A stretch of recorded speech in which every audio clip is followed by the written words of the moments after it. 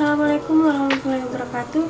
Perkenalkan, nama saya Triputri Amalia Penggonan dengan NIM 1057211200719 dari kelas FM 19C.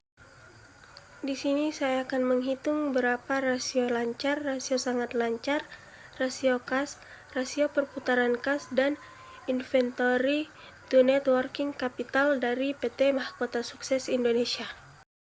Ini adalah neraca PT Mahkota Sukses Indonesia per 31 Desember tahun 2010 dan tahun 2011 dalam jutaan.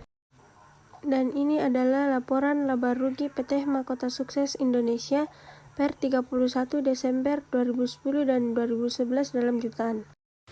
Yang pertama ditanyakan, berapa rasio lancar untuk tahun 2010 dan tahun 2011?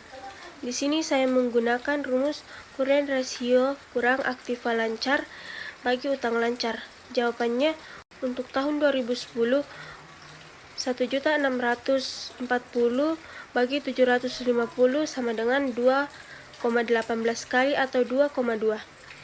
Artinya jumlah aktiva lancar sebanyak 2,2 kali utang lancar atau setiap 1 rupiah utang lancar dijamin oleh 2,2 rupiah harta lancar, atau 2,2 banding 1 antara aktiva lancar dengan utang lancar.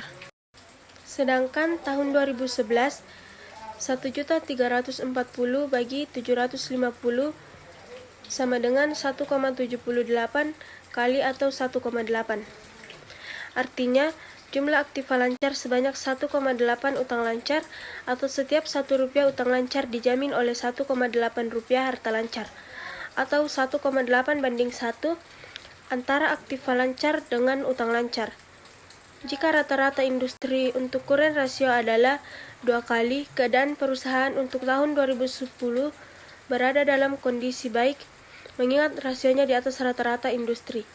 Namun, untuk tahun 2011, kondisinya kurang baik jika dibandingkan dengan perusahaan lainnya karena rasionya masih di bawah rata-rata industri. Yang kedua ditanyakan rasio sangat lancar untuk tahun 2010 dan tahun 2011.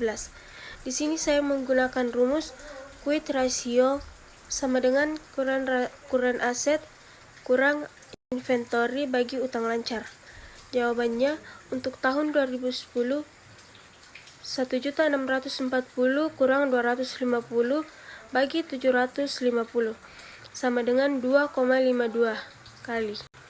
Untuk tahun 2011, quit ratio 1.340 kurang 310 bagi 750 sama dengan 2,2 kali.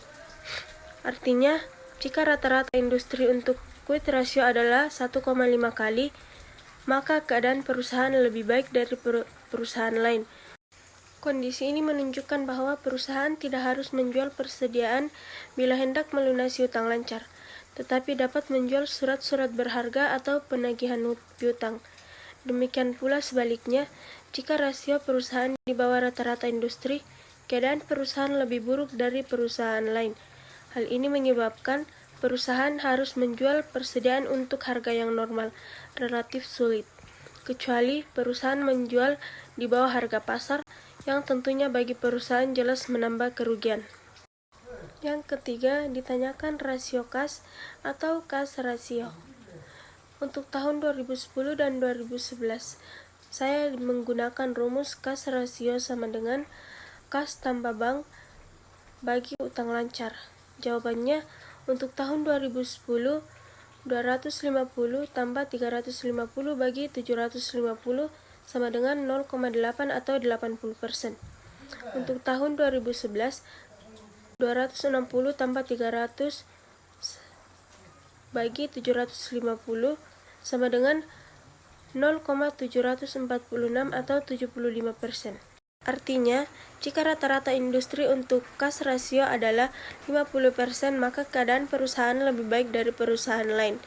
Namun, kondisi rasio kas terlalu tinggi juga kurang baik karena ada dana yang menganggur atau tidak, atau belum digunakan secara optimal.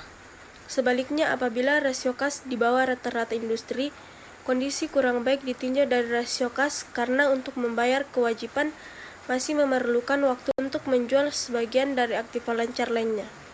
Yang keempat, ditanyakan rasio perputaran kas untuk tahun 2010 dan tahun 2011. Di sini saya menggunakan rumus rasio perputaran kas sama dengan penjualan bagi modal kerja bersih. Jawabannya untuk tahun 2010, rasio perputaran kas sama dengan 5.950 bagi 1.640 kurang 750 sama dengan 6,68 kali atau 7 kali. Untuk tahun 2011, 5.550 bagi 1.340 kurang 750 sama dengan 9,4 kali atau 9 kali. Artinya, jika rata-rata industri untuk perputaran kas adalah 9%, maka keadaan perusahaan pada tahun 2010 kurang baik karena masih cukup jauh dari rata-rata industri. Namun, kondisi tahun 2011 dikatakan baik karena kondisi sama dengan rata-rata industri. Yang kelima, ditanyakan inventory to net working capital untuk tahun 2010 dan tahun 2011. Di sini saya menggunakan rumus inventory to net working capital sama dengan inventory bagi current asset kurang current liabilitas. Jawabannya untuk tahun 2010, 250 bagi 1.640 kurang 750 sama dengan 0,105 atau 10,5 atau 11%. Untuk tahun 2011, 310 bagi 1.340 kurang 750 sama dengan 0,148 atau 14,8 atau 15%. Jika rata-rata industri untuk inventory to net working capital adalah 11%, keadaan perusahaan pada tahun 2010 kurang baik karena masih di bawah rata-rata industri. Namun, tidak terlalu buruk karena masih mendekati rata-rata industri. Hanya saja masih perlu ditingkatkan. Untuk tahun 2011, kondisinya baik karena berada di atas rata-rata industri. Artinya, perusahaan melakukan peningkatan inventory to net working capital di tahun sebelumnya.